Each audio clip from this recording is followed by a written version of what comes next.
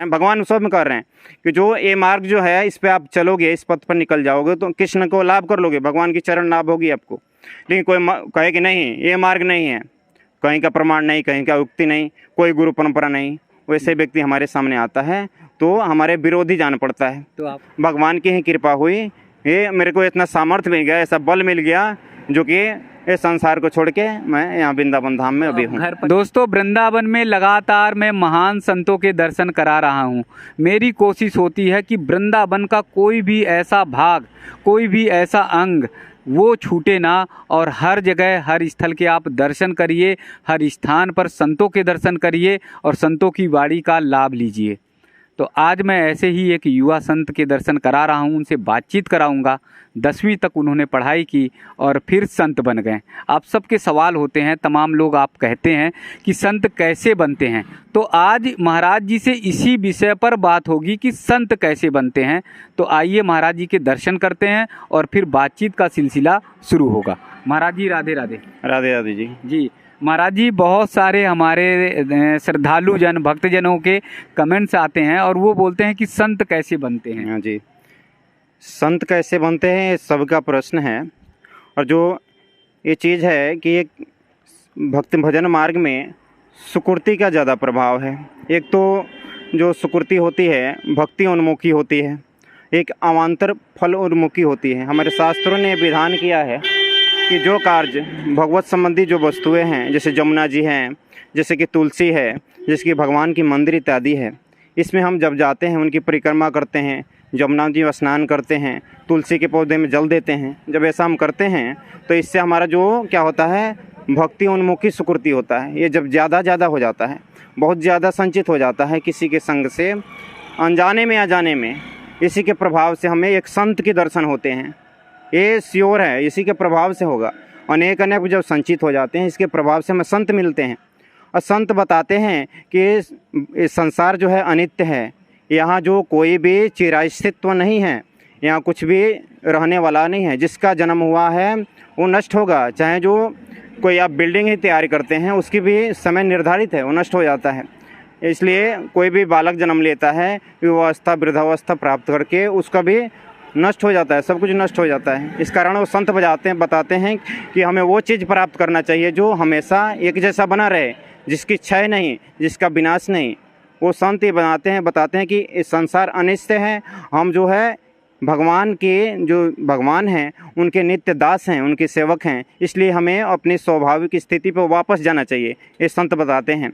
आप जब उनसे जुड़ते हैं तो बताते हैं संत कि जो भगवान है, क्या कोई भगवान भी है, क्या कोई आत्मा भी है? हम तो शरीर में रचे पचे हैं। हम जानते हैं कि जो मेरे यहीं पर पहचान है कि हम इस देश के हैं, इस गांव के हैं, और क्या हमारा जो हमारे संबंधी हैं वहीं अपने हैं, भगवान अपने नहीं। भगवान को हमने अपने जीवन से निकाल दिया है। लेकिन क्या होता है जब ये जानते हैं कि जो कोई ऐसा भी है, आप देखते हैं कि कोई ऐसा व्यक्ति है जो जिससे आपका बहुत दोस्ती है, अकस्मात वो चल बसता है तो शरीर तो वहीं पड़ा है, उससे अगर प्रेम था तो वहीं पड़ा है, वो तो सड़ गया, मर गया और जला दिया जाता है, राख बन जाता है। लेकिन जो है उसमें जो आत्मा है उसकी ही, वही जो आत्मा क्या है भगवान की अंश है, वो आत्मा भगवान की अंश है, वो आत्मा की ही संबंध भगवान के साथ है। इसी संत बताते हैं कि तुम जो है आत्मा हो, तुम्हारा संबंध कृष्ण से है, और उसके प्राप्त करने के लिए वापस अपने स्वाभाविक स्थिति पर जाने के लिए क्या प्रोसेस है वो बताते हैं कि जो भक्ति की अवलंबन करना पड़ेगा।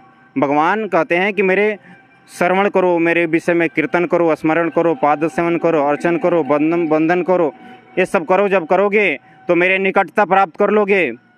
ये आप अगर नहीं करते, ये सब चीज़ आप नहीं करते हो, इसलिए जो है आपको जो भगवान की बहिरंगा शक्ति माया है वो आपको क्या कर रही है, वो आपको जो इस संसार में डाल रही है। यहाँ तक कि अनेक यातनाएँ सह रहे हैं और अधम योनि, नरक योनि इत्यादि को भी जाना होता है। तो संत हमें ये सद्मार्ग बताते हैं कि नित्य वस्तु क्या है, अनित्य वस्तु क्या है, किसको प्राप्त करने के लिए हमें चेष्टा करना चाहिए, किसी को हमें छोड़ना चाहिए। प्रवृत्ति मार्ग और निर्वृत्ति मार्ग ये ज्ञान साधु कराते हैं। ये जब साधु ये ज्ञान करा देते हैं तो हम उस सद्मार्ग पे साधुओं की कृपा से जब पहुंचते हैं तो हम देखते हैं कि एक न एक दिन हमारे अंदर वो दीनता प्रकाशित हो जाती है और भगवान की कृपा स्वतः प्रकाशित हो जाती है। समस्त जगत जो है ये हमारा जो यहाँ हमारा कोई शत्रु नहीं लग जाता है। उदार चित्ता नाम वसुदेव कुटुम्बकम बोला गया। जो उदार चित्त है उसका पूरा संसार उसके कैसा होता है, वो कुटुंब के संबंधी के समान लगता है, परिवार के समान हो जाता है। इसलिए वो संत ये मार्ग बताते हैं। अभी जो आप कैसे संत मार्ग पे आए, कैसे चल पड़े? हाँ देखिए, ये सुनना चाहते हैं कि आप संत मार्ग पे कैसे आए, कैसे चल पड़े। तो मैं पूर्व में बताया कि हमारा जो जब मैं 10वीं में पढ़ रहा था उसी समय से हमारा जो झुकाव जो साधन भजन में ज़्यादा था, मंदिरों में दर्शन करने में ज़्यादा था। उस समय मैं सोचता था, इलेक्ट्रिकल में मैं था, मैं 5 साल इलेक्ट्रिकल में नौकरी भी किया। उसके बाद भी दिल्ली में वहाँ जो रमण बिहारी गौड़िया मठ इत्यादि हैं वहाँ जाया करता था, और जगह जगह सत्संग होते थे। तो ऐसा लगता था कि ये हो गया कि जो जगत तो अनित्य है, कुछ ऐसा साधन प्राप्त किया जाए, कुछ ऐसा लाभ किया जैसे मन की शांति मिले। हम जो भगवान के दर्शन किए, मंदिर में गए तो वहाँ साधु संतों से मिले तो हमें बहुत संतुष्टि हुई। उन्होंने बताया कि जो तुम भजन करोगे तुम्हारे सब सुख शांति आपको होगी। इस तरह से मैं मठों में जाने लगा। जाते जाते वहाँ हमारे गुरुदेव मिले जो भक्ति वेदांत माधव गोस्वामी महाराज अभी भी हैं, जिनका प्रचार विदेश इत्यादि में भी सब जगह चलता है। और जो उन्होंने अपने परम गुरुदेव, उनके अपने गुरुदेव को बहुत उन्होंने सेवा की है। उनसे हमने दीक्षा मंत्र ग्रहण की, और उन्हीं की जो भजन प्रणाली है, जिस तरह से उन्हें प्रेरित किया, वैसे ही भजन करने से करते करते भी उसी मार्ग में भी चल रहे हैं। उनका भजन कोई भाव जो एक प्यारा सा मधुर सा भजन हो, वो मतलब कि जैसे हरिनाम तो भजन है ही जी। एक तो स्तुति है, शास्त्र में अनेक स्तुति है भगवान की, हे कृष्ण करुणा सिंधु दीन बंधु जगतपति इत्यादि, ये जो स्तुति है। एक कथा कीर्तन जो हम जैसे बोल रहे हैं, भगवान की हरि कथा, जैसे कि भक्तों का चरित्र, भगवान का चरित्र, अवतारों की सब जो है, इसको भी भजन कहा गया। और दूसरा जो है एक भजन होता है कि अपने भाव में युक्त होकर भजन होता है। जैसे कि अपने भाव अनेक गुरुदेव ऐसे भजन गाते हैं जो भाव से युक्त होता है, जो कृष्ण के लीलाओं से संबंधित होता है। उनका प्यारा भजन यह है कि वो गोविंद दामोदर गाते हैं। उत्थाय गोप्य प्रराते भागे स्मृत्वा यशोदा सुत बालकेली गायन्ति उच्चये जनितानुरागा गोविंद दामोदर माधवेति उलूखले संवृस्तन्दुलाश्च संघट्यन्तो मुसलये प्रमुग्धा गायन्ति गोप्यो जनितानुरागा गोविंद दामोदर माधवेति। ये विशेष रूप से हमारे गुरुदेव इसका गान करते हैं। इसका गान ब्रज गोपियाँ जो भगवान की नित्य प्रेसियाँ हैं वो गान करती थी। ये जो इस गान करके वो आविष्ट हो जाया करते हैं। ये जो टॉप मोस्ट भजन है, अगर मोस्ट भजन है।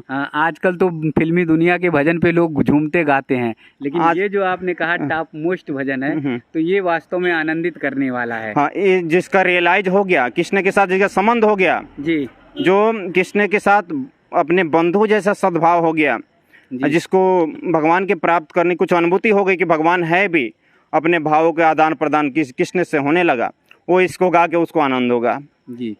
जिस तरह से गोपियाँ क्या करती थी, गोपियाँ जो है भगवान में सब समय आविष्ट होकर के ये गोविंद दामोदर माधवेति गाती थी। जैसे कि श्रीमद् भागवत में 10वें स्कंद में आया है, या दोहने अहनने न मथनो पलेप प्रियंग खेंग खनार रुदितो क्षण मार्जनादो गायंतो अनुरक्त दियो अस्सु कंठयो धन ब्रज स्त्रिया उर्करम चित्त्यान। भगवान जो उर्करम भगवान हैं, उनकी गोपियों के चित्त उनमें लगा हुआ है। गो दोहन करते समय गाय के दोहन कर रही है, लेकिन गोविंद दामोदर माधवेति गा रही है, तो उनका वही उसी में लगा है। वो जो घर में झाड़ू लगा रही है, गोविंद दामोदर माधवेति ये गा रही है। वो जो है बच्चे को पालने में झूला झुला रही है, गोविंद दामोदर माधवेति ये गा रही है। जो सब कुछ कार्य करते समय सारा कुछ पुरुष से चित्त उनमें आविष्ट है। इसलिए मैं बोला कि ये जो भजन है कृष्ण में जो आविष्ट करके जो भजन किया जाता है, यही जो वास्तव में अपने स्वरूप की उपलब्धि करके भजन हो रहा है, यहाँ कृष्ण के साथ संबंध जुड़ा हुआ है। इस कारण ये भजन जो है टॉप मोस्ट भजन है। बाकी सब तो ऐसे ही दिखावा है, नाच कूद करने वाले भजन है। कितना समय हो गया भक्ति मार्ग पर चलते चलते? मेरे अभी ये 8वां साल चल रहा है जी। मठ में रहते हुए, 8वां साल चल रहा है। इसके पहले मैं कुछ सुनता था, समझता था, लेकिन जो इतना ये नहीं था कि मैं संसार को छोड़ सकूं, ऐसा हमारा अधिकार नहीं प्राप्त था। तो इस समय जो अब अपने मन पर अधिकार हो गया है कि अब संसार को जो है सांसारिक मोह माया से दूर भगवत भजन में लगा जाए। हाँ, वो अधिकार हो चुका है। ये जो है ये गुरु की कृपा से ही है, ये भगवत की कृपा से ही। हमारा कोई इसमें बहादुरी नहीं है कि मैंने कोई ऐसा अपने चेष्टा से अपने मन पर अधिकार कर भी नहीं सकता। ये जो गुरु वैष्णव की कृपा ही इसमें प्रधान है, भगवत कृपा ही तो प्रधान। अब मन पूरी तरह से संतुष्ट रहता है, भाव संतुष्ट हाँ रहता जी, है। अभी जो मन पूरी तरह से संतुष्ट है, और जो हम भजन के अलावा अब कहीं आसक्ति नहीं जाती है, वैसा उथल पुथल नहीं होता है, किसी अनिष्ट सोचें, किसी के बारे में बुरा सोचें, नहीं, सिर्फ और सिर्फ भजन में। सब लोग जो ऐसा लगते हैं, जो विरोधी भी हैं वो भी ये लगता है मित्र लगते हैं। ये लगता है कि उन्होंने अनभिज्ञ हैं, भगवान के विषय में नहीं जानते, इस कारण जो इनकी विपरीत बुद्धि है। जो आपसे विरोध करते हैं या भगवत भजन के बारे में कभी गलत कहते हैं, तो वो आपको लगता है कि वो अनभिज्ञ हैं। अनभिज्ञ ऐसा मालूम होता है, लेकिन जो है एक होता है कि अनभिज्ञ लोग हैं, वो कुछ जानते ही नहीं, कुछ नहीं जानते, इस कारण हमारा विरोध कर रहे हैं। एक जो जानबूझ के करेगा उसके प्रति हमारे भी क्रोध आता है।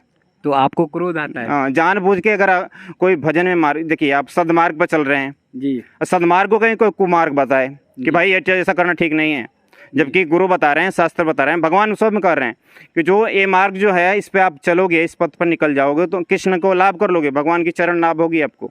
लेकिन कोई कहे कि नहीं ये मार्ग नहीं है, कहीं का प्रमाण नहीं, कहीं का उक्ति नहीं, कोई गुरु परंपरा नहीं, वैसे व्यक्ति हमारे सामने आता है तो हमारे विरोधी जान पड़ता है, तो आपको नाराजगी आ जाती है। नाराजगी आ जाती है, तो होना ही चाहिए वैसा। जी, अब ये वेश और ये भूषा जो धारण कर लिया है तो इससे अब अच्छा लगता है। हाँ, ये जो हमने जो गेरुआ वस्त्र धारण कर रखा है, ये जो है त्याग की प्रतीक है। ये जो ये धारण करने के बाद एक मर्यादा में मनुष्य आ जाता है। ये लगता है मर्यादा इसलिए आ जाता है क्योंकि जो अभी हम जितने भीड़ भाड़ में इत्यादि घुसते हैं, अभी जो प्रवृत्ति थी कि यहाँ वहाँ जाने की, भीड़ भाड़ों में, सिनेमा हॉल इत्यादि जाने की जो प्रवृत्ति थी, इससे धारण करने से एक मर्यादा में आ जाते हैं। मर्यादा में लोग बोलेंगे साधु होके देखो वहाँ जा रहा है, जी जी, शर्म आती है खुद पर ही, इसलिए कंट्रोल हो जाता है। वो धीरे धीरे फिर कंट्रोल होकर कंट्रोल हो जाता है, फिर पूरी तरह से होता है। ये जो भजन के वस्त्र जो है भजन का अनुकूल है, हमारे जो एक संयम नियम में बांधता है, इस कारण ये धारण करना आवश्यक हो जाता है। महाराज जी, जैसे आपने बताया कि 5 साल आपने नौकरी की, तो उन 5 साल में कैसे कैसे भाव मन में बदलते चले गए?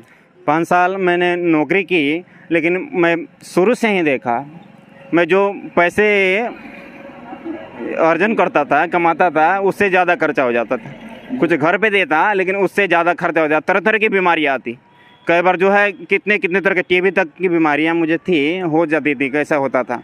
लेकिन जो है ऐसे करते करते जो ये होता था कि क्या हम ऐसे ही सारा जीवन निकल जाएगा। कई बार जो भगवान के सामने प्रार्थना करने की इच्छा होती थी कि देखो पास वाले जो हैं कितने सुखपूर्वक रहते हैं, हमें तो बीमारियाँ छोड़ती नहीं, सब समय बीमारियाँ हैं, और ऊपर से जो 8 घंटे काम इत्यादि करना है, ड्यूटी जाना है, ये करना है, वो करना है, सारा समय इसी में निकल जाता था।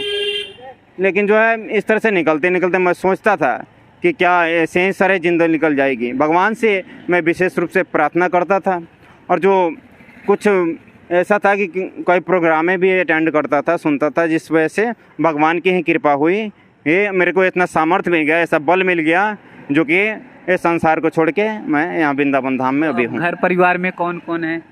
अभी घर परिवार से हमने संबंध काट दिया है, लेकिन घर परिवार में मेरी माँ थी, मेरे भाई थे, पिताजी चले गए थे, और मेरी 3 बहन थी जिसकी शादी हो चुका था, एक अभी थी।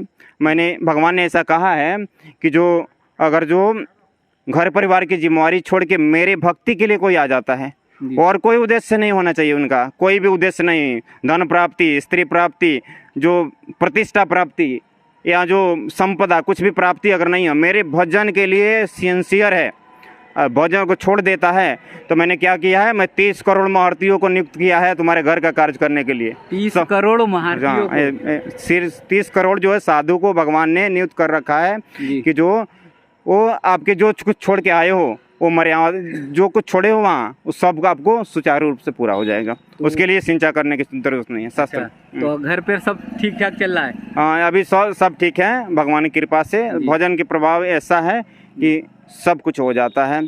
सिर्फ भजन करिए, इससे जो है सारे बाधाएं कट जाती है। आप देखेंगे कि आप पूर्ण सुखी हो इसी जाते हैं। जीवन पे इसी मार्ग पर आगे बढ़ना है।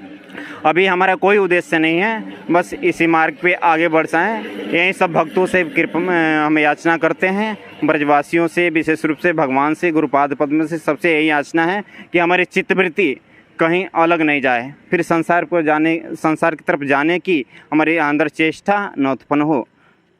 कोई ऐसा जो महद अपराध नहीं हो जिसके वजह से हम इस पथ से च्युत हो जाएं।